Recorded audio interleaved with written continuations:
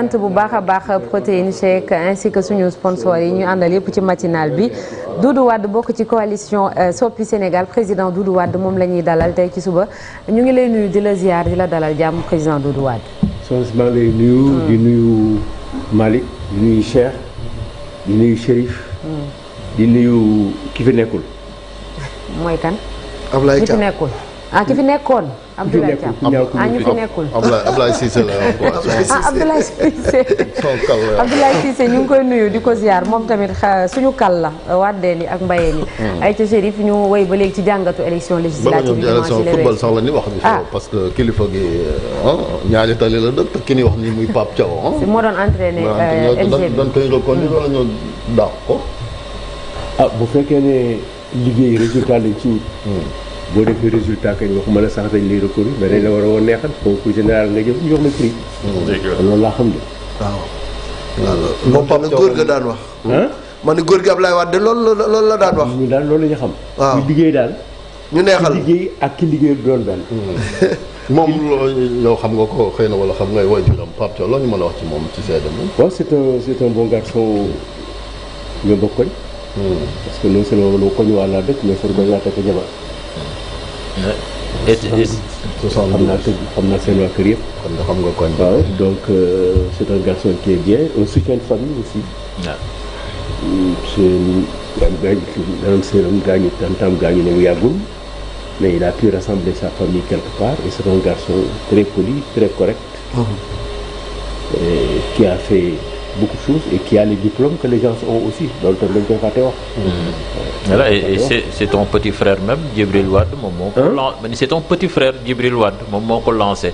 te moo ko jëlee sax andi ko daf ko entraîneur moom il a cette habitude là il l'a fait récemment avec un jeune bu ko amee na ko dama bëgg a dem bu ma damay dem concours xaw ma nag basket la xaw ma plan la. am carte sa xaw ma boxe et il est venu second donc il faut que les jeunes leur responsabilité mooy dañ leen teg aux commandes mais en les surveillant. et je pense qu'on peut faire il a fait une bonne transition. da nga bokk ci ñi gëm ne expertise locale dañ ko war a dëggal dañ ko war a valoriser.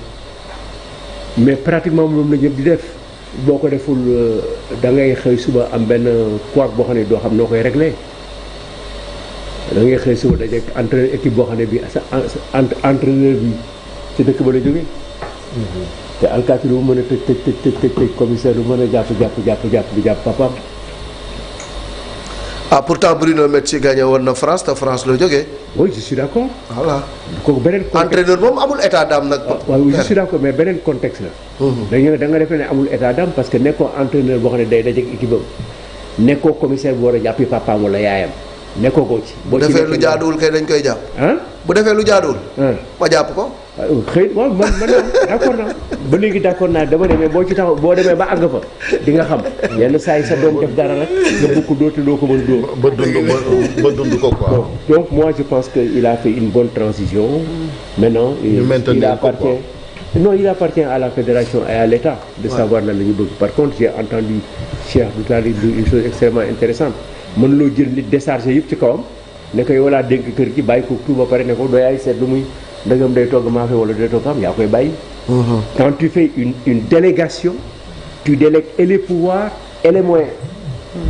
loolu entre état beeg fédération bi la. waaw ci la bokk aussi. ci la bokk waaw kon waruñu di ñàkk déggoo it.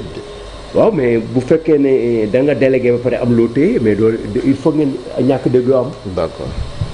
muy la am solo léegi élection législative yi dund nañ ko assemblée nationale bi ñu war a installé incessamment parce que commission bu dajee conseil constitutionnel daal di def résultat définitif moom xëy na ñu jàpp bis ngir samp leen résultat yi ci tukkee nag yéen bokkoon ngeen ci muy Soppi Sénégal Tafsir Thioye moo nekkoon seen tête de liste am ngeen satisfaction yéen personnel si seen résultat personnel bala ñoo oui parce que wax nañ ko ci commencement bi wax nañ ci ne ñun dañu jógoon pour defaraat suñu parti par dissolution am élection yi ñu ngi ko doon préparé 2029 te man d'accord woon ci dissolution bi donc li nga xam ne daf la dab moo la daax a daw.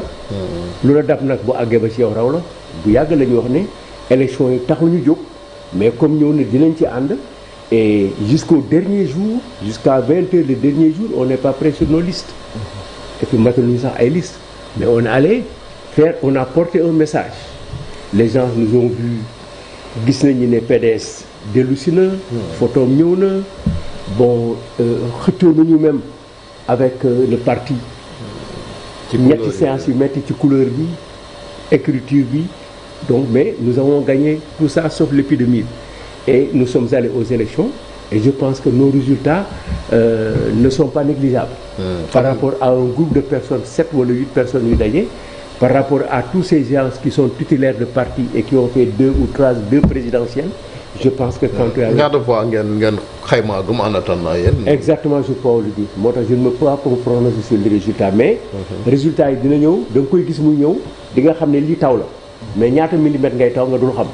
résultats yi moom c'est des résultats une victoire éclatante bind naa ko depuis dimanche soir de Sonko du PASTEF sur ces élections. En principe, de mon point de vue, il va dépasser le nombre de députés record du PDS en 2007 qui était de 131 députés dina ko dépasser et dans des contextes différents.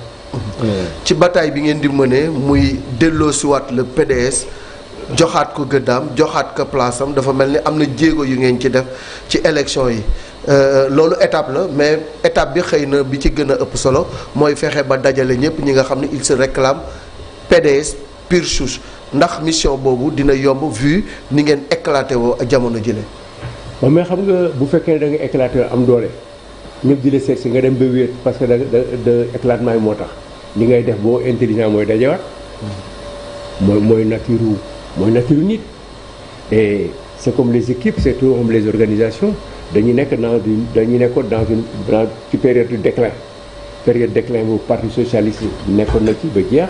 am na ñoo xam ne toog nañu RND nekk na ci nous subsistons ñun suñu vie moo gën a gudd am na ay éléments yu ko téye et li ma dégg ñu koy wax bés bu nekk fan yi nga xam ne ñi nga xam ne dañu doon xuloo ñun d'accord ñoon ak ñun ak saagakat yi ñu organisé woon ñuy saaga nit ñi ñoo ñëpp aujourd'hui ils ont le profil bas et ensuite ñu ngi wax ñu ngi dem bay def ay propositions ñu ngi wax nañ dàq diw mais c'est pas ça ñu ñëwuñu pour dàq ñun dañu gëm ne nous avons un potentiel qui ne nous appartient pas c'est un parti politique ni Abdoulaye Wade doon xeexee pour que ne parti socialiste bu mu daanu bu mu yàqu parce que bu daanoo rek beneen parti ci dañuy daanu il ne faut pas faire la philosophie de la possibilité de mort d'un parti politique donc ci lañ nekk donc loolu pour nga def ko da ngay dajale ñëpp mais dañuy dajale ñi nga xam ne dañu mën a liggéey pour ñu def ko.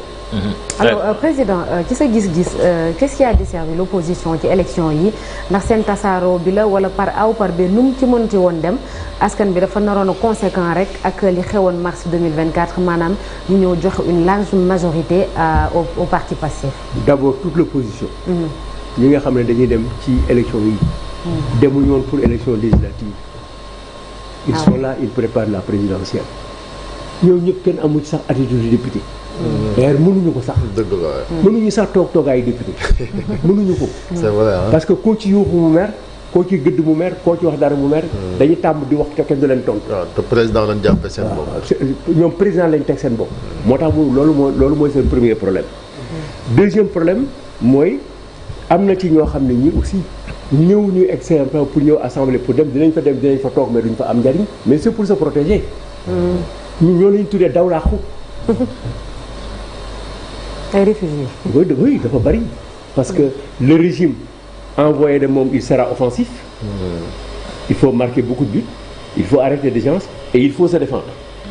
commencé na à se défendre très tôt ne gars yi bu leen ñëw suma défense dem leen fële boo leen mënee wote ngeen wote boo leen wote bu leen ñëw loolu réglé na ko mais dina ubbi ouverture front yëpp yi mu am dina ko ubbi lépp lu mu waxoon dina ko teg te ñooñu il faut ñu rëcc te ñàkkul lu ñu def wala boog du ñu wax xanaa loo xam ne amuñu ko muy benn am na ñoo xam ne ñi ñu ngi sous enquête am na ñoo xam ne ñu ngi dem police ñu ngi leen di woo.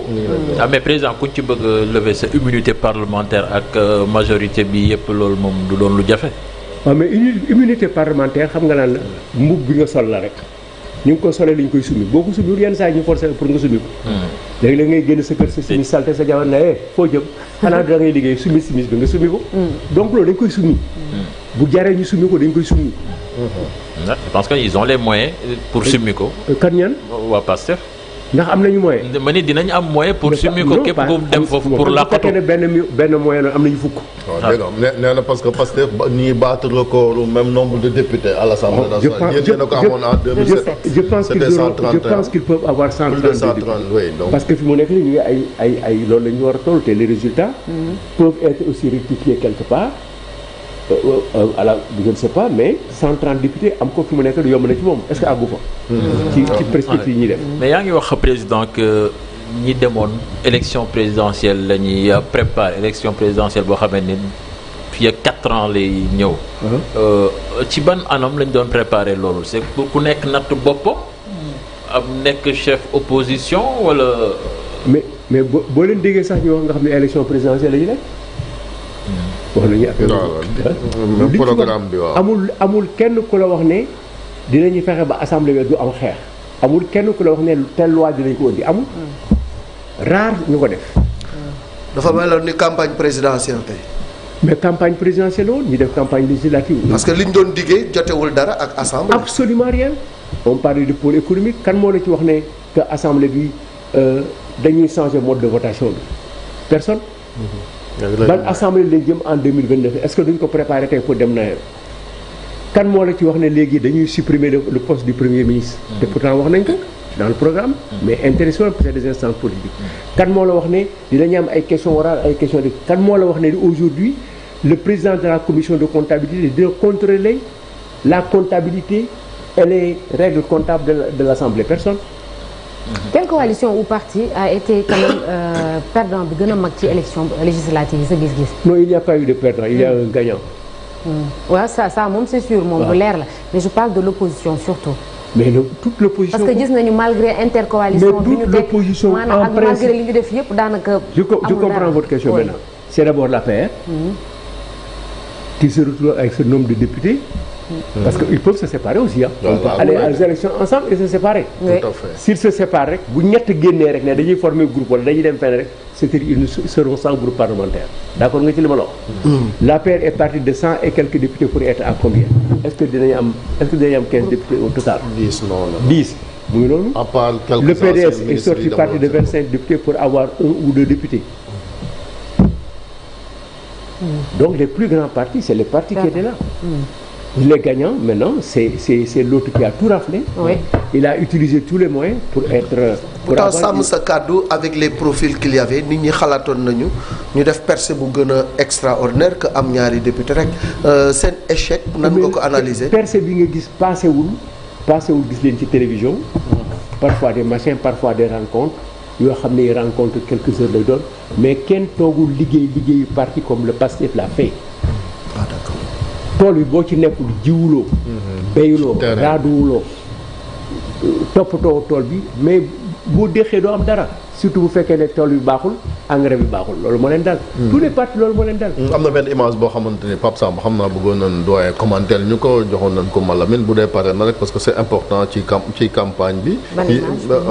mooy Ablaye Wade bi bien sûr. bu dee mën nañu ko afficher la photo du président Abdoulaye Wade waa ci veillu élection yi. noo ko gisee moom ak ni ko sollicité ñoom ñi nga xam ñoom takku wal bi demoon bay wallu pour Abdoulaye Wade wallu leen. kan ak kan moo ko kan ak kan moo nekkoon foofu. gis naa fan na fi jàll image bi na ñëw na Seydou Gueye ñoom Abdou Karim Fofana Mayoro ñoo fa nekkoon. Mayoro ngi fa. je sais pas bon dama bëgg a xam exactement pour ma xam li may wax. en attendant la photo Malamine Pape Samba Thiam bu fekkee photo bi pare na président Abdoulaye Wade c'est ça ci veillu élection yi ak ñi nga ne ñi nekkoon ak moom mooy. photo bi vendredi lañ ko jël mais ñu ko publier samedi. vous voyez à cette heure-là les gens qui ont insulté pendant toute leur vie Abdoulaye Wade allaient à son secours pour dire que ñaanal ñu pour ñu gagner. vous le voyez moi je ne vois pas Abdou Karim Fofana Seydou Gueye d'ailleurs ñoom sax dañu war a am gêne bi. waaw déet dañ leen a yónni rek. non kan moo leen yónni. xëy na Macky Sall ak Karim ma leen yónni. ndax même ñoom ñaari Chérif tu sais wax bi. dañ koy wax poser question yi de manière très claire ñu répondre très claire même bu ñu leen yónnee da nga koy bañ. ma ne ñoom bu ñu amoon jom tuuti am un peu de respect seen bopp ak seen waajur ñoom bu ñu leen yónni ci loolu ñu ciy dem mooy dëgg. la photo est là. mu ngi nii. benn ci photo yi quoi. am na boo xam ne Abdou Karim Fofana mi ngi ci ñu ko waxee Seydou Gueye Bachir Diawara mi ngi ci aussi. waaw ñu ngi leen di dédicacer livre baa ngi. c'est aujourd'hui qu'il trouve des livres là-bas. ñaan ci ñu may leen ko après ñu dédicacer wu. affaire bongo man yooyu boo jógee fii wax fi li ngay wax ba pare ñu may la 1000 francs nga génn dem kër naata naan naata man de kër Chérif laa jógee joxuma sax ndékki parce que 1000 francs yi nag solo bu c'est pas honnête. C'est nauséabond. C'est malheureux, mais c'est incompréhensible. Tu ne peux même pas en parler. Et c'est qui? C'est Karim Wade, c'est Nafi Diallo, c'est le nouveau porte-parole et des gens qui ont abattu de parti pendant 5 minutes qui veulent mettre le président de la République dans cette situation-là. te seen doom seen papa ak seen maam duñu leen wane noonu. mais boo ko waxee ñu ne da nga mettre. mais qui? Quelles sont les raisons qui les ont poussés à faire cela bu nga ko def la woon ma bañ ko wan ñoom ñi ñëpp kenn amu ci jom te ku ci nekk nag ci yow ci ñoom am nañu loo xam ne tey bu ñu ko génne woon ci ñoom boo moytu ñu ko woon ko ñu dig. mais est-ce que du problème Wade Karim Wade parce que xëy na moom mii doom. et puis depuis quand il n'a pas vu son père. teg ci il faut pas aller chercher très loin. tu sais ce que tu veux dire. li nga bëgg a wax dama koy wax dama ne. amul kenn ci ñun kuy def noonu sa baay. c'est aussi simple que ça Ablaye Wade. fii sax tane mais faut rappeler que en 8 mois bu njëkk bi c'était le candidat Bassirou Diomaye Faye moom moo fa demoon. tout ça c'est encore pour des activités politiques c'est pour des raisons politiques Ablaye Wade n'est pas un élément de réclame c'est pas pour faire du discount commercial donc du photo kenn du sama photo du photo keneen photo doomam la photo doomam la. kañ lañ gëj a gisee ci xibaar yi nga jot. kañ lañ gëj a gisee ñoom ñaar Karim Wade kañ la gëj a gis président Abdoulaye. loolu yow yaa ma gën a xam parce que yow yaa xam datu Karim Wade bi ñu ko jógee ak léegi. parce que yow yaa ko couvrir yow yaa ñu ne Karim Wade dem na ngoonte jour bi ñu ko waxee mu dem yow aussi à la télévision ngoonte boobu ba léegi c'est aussi simple que ça. donc c'est un problème de responsabilité filiale. ça doit faire 8 ans. c'est un problème de responsabilité filiale et je pense que l'image que j'aurais aimé voir moi sans comparaison n'est pas raison mais c'est des problèmes de sentiments c'est des problèmes de sentiments je suis désolé que des militants du PDS puissent venir faire cet acte-là il ne le faut que du but commercial. L'autre photo est là. Ouais, c'était simplement pour aller chercher femme bi kan la kii Maïmouna Khouma la elle a été directrice case des tout-petits ci APR la bokk Maïmouna Khouma moi je connais pas Maïmouna Khouma comment peut-on accepter que Maïmouna Khouma ay ñii nekk fii ay Seydou Gueye di dem seeti Ablaye Wade alors que c'est plus proche gisuñu ko yow par exemple bu ñu jëlee sa loolu ak loolu wax naa ko plusieurs fois xam Sénégal yi xam nañ ne gëj naa ko gis depuis le 29 janvier le 29 juillet 2022 loolu ñu xam nañ ko c'est pas la peine d'y revenir. donc fàttali rek. alors non c'est rul fàttali le problème c'est ça c'est sur ça qu'il faut s'arrêter. alors revenons à l'arrêt de l'image ce n'est pas ça voilà l'arrêt de l'image. Voilà. Si nous voulons faire du journalisme je dis bien waaw mais on rappelle xam nga dañ naan le rappel mais là le problème c'est l'événement. parce que même pour ñu ko déglu gis nga yow sa bopp bi ngay dugg ci teg ci wax bi am nga ay hésitation tu as fait un détour pour ñëw indi image bi. non dafa yéex moo tax du question boobu c'est parce que c'est gênant c'est parce que yow bëgguloo sa papa ñu def ko nii c'est ça la réalité. comme l'observateur dafa xëy na ci ça ci même chose bi xaw ma ndax vous avez vu la une de l'observateur mooy li nga wax dafa mel ni kon firnde gi Ablaye Wade buñ ko soxlaa rek wala ni ñu koy jëfandikoo ci wàllu politique est-ce que jotul mu dakk mais kan moo ko mën dakkal. du koy dakkal. donc bu doon dakk bu waree dakk bu fekkoon ne. vidéo bi mooy veille présidentielle bu fekkoon ne amoon naa responsabilité bi tey. mais même bu fekkee ne tabaski la wala korité wala dara mais damay filtrer ñi dem di ko seet. nous avons des hommes qui sont passés ici Amadou Mokhtar Mbow est passé là. alors éminent intellectuel qui a beaucoup fait ce petit et qui a travaillé avec Abdoulaye Wade. yéen famille bi fii ci Dakar moom mënu leen ci dara mënu leen ci dogal. encore une fois du question famille lu bokkuñu ci famille bi. famille Abdoulaye Wade bokkuma ci man ak Abdoulaye Wade ñoo bokk ci famille Mortol mais man ak Abdoulaye Wade bokkuñu famille dafa am famille ma am famille suma famille mooy man sama jabar sama doom mais suma bàyyi la. parce que suma rakk bàyyi la mais je lui dois protection et c'est ce que j'ai assuré pendant toute ma vie.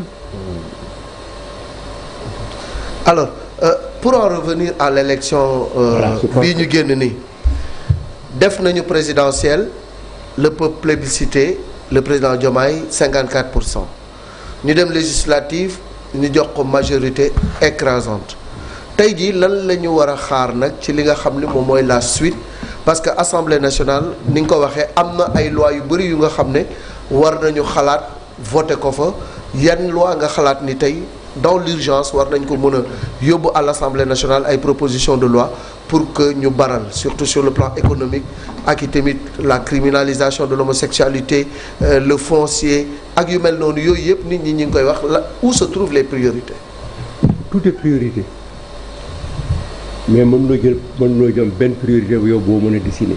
tu as parlé de l'homosexualité parce que ñoom wax nañ ci sur le foncier parce que wax nañ ci. mais mënuloo xam lan mooy seen orientation tant que amuloo le programme du PASTEF et le programme du PASTEF on nous a dit que c'était provisoire. loolu la ñu jox. mais mujj naa génn ak référentiel bi nga xamante ne lancé nañu ko. mais non bi ñu demee fële. waaw jam ñaajo waaw. lu ñuy wax dañoo ne boobu la wax ne c'est provisoire. c'est susceptible d'amélioration. waaw waaw moom nga parewul. c'est susceptible d'amélioration mooy waxu politique yooyu. léegi ñëppay politique.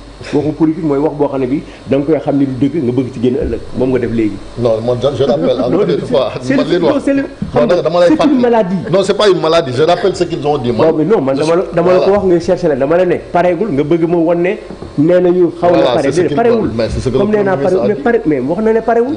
c'est provisoire mooy lan contraire de provisoire mooy définitif. parewul. Chérif parewul comme parewul nag dañuy xaar ba ñu pare bu ñu ko génnee dinañu xalaat nanga mais au moins tey fi ñu toll nii bu ñu demee ci assemblée bi li ñu war a jëkk seet mooy regarder le règlement intérieur qui est l'étude de travail dafa bari daal c'est simple premier jour bu ñu demee le premier problème bi ñuy confronté wu mooy bu ñuy monter commission yi ci naka oui parce que dañ leen di wax ne ku nekk am na droit ci 3 commissions nga bokk ci waaw nga bokk ci bu ñu jëlee 3 commissions bu ko ku nekk jëlee dinañu toog pendant 1 an ba 5 ans du ñu pare parce que duñu ko mën a régler parce que il n'est pas possible à chaque député puisse être dans 3 commissions c'est une question arithmétique depuis 2012 ñu ngi ci arithmétique boobu 165 multiplié par 164 multiplié par 3 ça te fait 492 du loolu la mais yow 410 places nga am ci assemblée bi salle de cinéma bi 410 places la nga jaay 492 moom te xeex du am ci biir cinéma bi soxna si gars yi dañuy taxaw ci kanam après ñu xuloo xeex mu dem donc premier problème c'est-à-dire on a un article qu'on ne peut pas appliquer inapplicable impossible il faut le modifier mu ngi noonu dañ koy modifier il y a beaucoup de choses qu'on doit maintenant modifier l'organisation des commissions est-ce qu'on va continuer avec les mêmes commissions est-ce qu'on va continuer avec le même nombre de bureaux vice-président à l'Assemblée nationale est-ce qu'il ne faut pas augmenter les questeurs à la place est-ce que nangam toutes ces questions d'organisation dañ ko war a teg. waaw ak configuration bi aussi justement ni ma gis ne opposition bi daa doon faa bëri wala benn groupe parlementaire dafa mel ni kon bureau bi tamit parce que dafa ko nar occupé dina leen mën a mosal wala. xam nga moo tax mën loo wax ci loolu li nga mën a def rek. mooy da ngay jël les 165 députés divisé ko par 8 boo ko divisé par 8 mu jox la un quotient. quotient boobu ku ko am vice-président donc dans la situation personne n'aura un poste de vice-président. ci opposition bi. waaw maintenant. mooy 8 postes vice-président. waaw maintenant et même comme 8 postes président da ngay daal di def tëb rek defi comparaison avec les 8 postes de la cour de justice. haute cour de justice waaw. parce que quotient bii réglé la mooy réglé mais waxuma loolu maintenant ça dépend de. kon duñ fa am représentant tamit ci haute cour de justice. non gisuma ko góobo ko jëlee 165 boo demee rek nga diviser par 8. mu jox la nga seet bi mu lay jox 40 et quelque. dafa mel ni priorité wu nguur gu bees gi. muy kii moom a dagg ba mu. waaw ci priorité yi waaw. ci loolu il faut que ñu def ko mais en y a autre chose. naka la ñuy organiser assemblée bi ba l'assemblée soit transparente. est-ce que dañuy nekk dans la même situation député yi du ñu xam budget assemblée nationale. waaw loolu moom sañoon ko ndax ñoom daanañ ko fi xeex. waaw moo tax donc yow léegi lenn rek nga mën a rappeler mooy comme li Thiandoum def léegi par exemple wax nañu homosexualité wax nañ ko foncier wax nañ ko wax nañu ne bu ñu ñëwee par exemple c'est fini comment il s'appelle l'immigration clandestine 1 mois mu jeex donc loolu wax nañ ko. la loi sur le domaine national. oui la loi sur le domaine national wax nañ ko. oui modification du code électoral.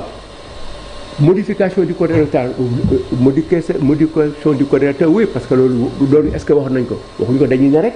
Sénégalais yi ñoo wax ne dañuy bëgg député yi ñu leen di élire au scrutin uninominal à 2 tours. loolu la ñu wax. mais loolu il faut ñu modifier texte yi. le code minier yooyu yëpp ay mbir la yu nga xam ne ñoom wax nañ ko.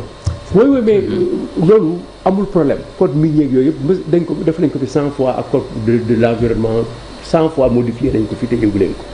donc problème yi nekkul c'est pas le problème majeur le problème majeur c'est la transparence.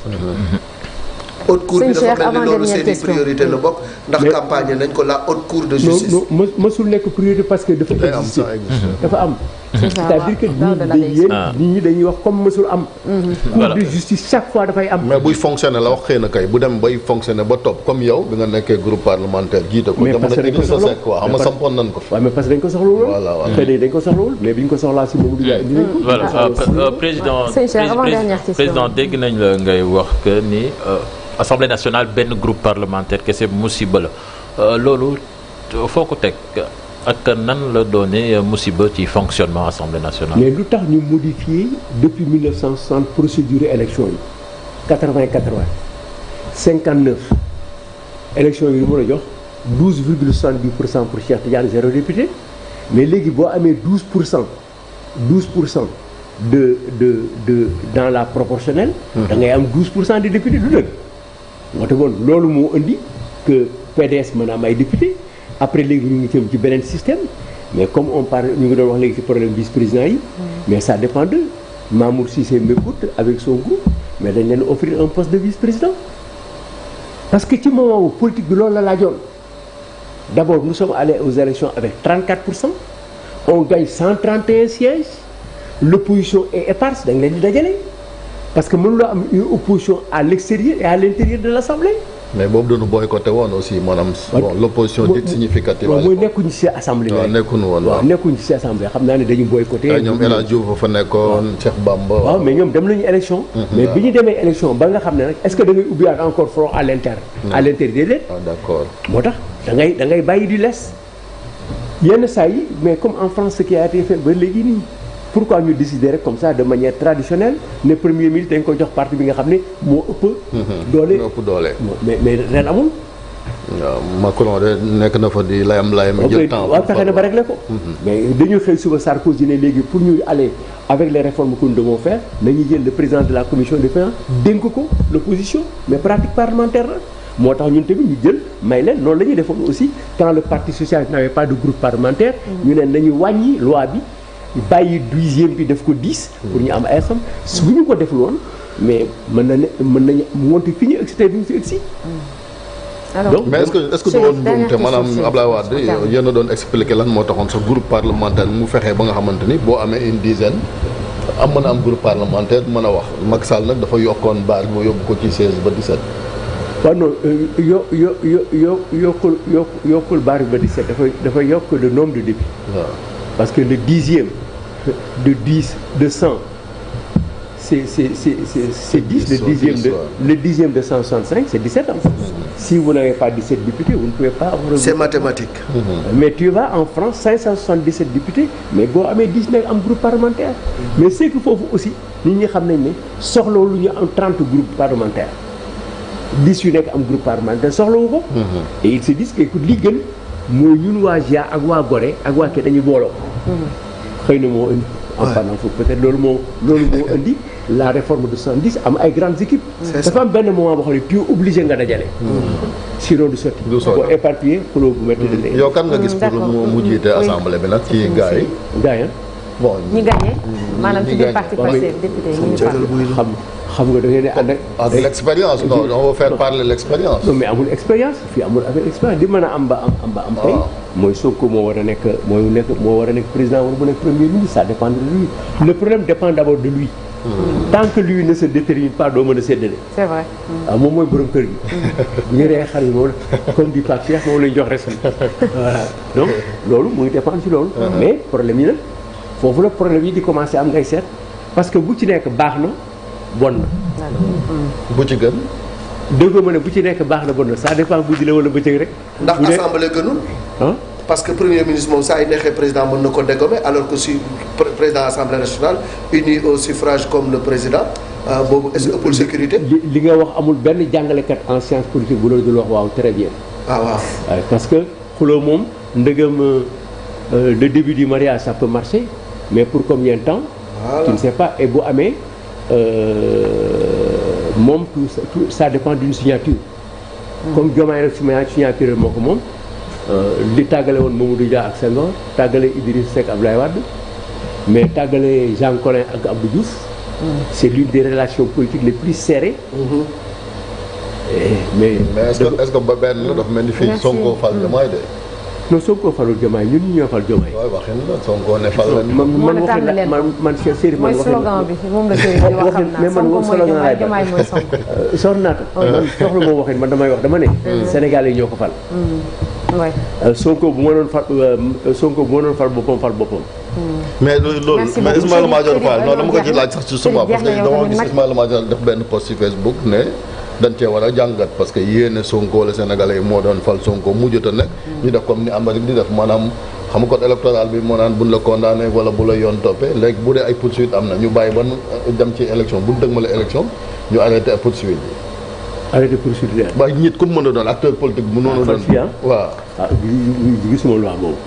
non daf ko yéene la maanaam ci soppi xëy na loolu la bëgg wax. non mais am nañu ne sax barki démb mën nañu modifier loi bi indi l'article 35 après président bi démissionné après moom mu continuer mandat bi am na ñu wax loolu. mu daal di am. merci beaucoup merci président Doudou Wade nekk député. merci teew assemblée. waaw je pense les résultats tels qu'ils se dessinent. mooy ñun en tout cas PDS daal PDS yi nga xam ne ñoo àndoon ba avant les élections. dinañ fa am. je pense 3 députés. D'accord. Lamine Thiam ak Fatou Sow ci côté parti bi ci côté ñi àndoon ak. Macky Sall ñi ànd ak Macky Sall. ñi ànd ak le bourreau. le bourreau mooy Macky Sall. c'est la réalité. merci beaucoup merci président Doudou Wade.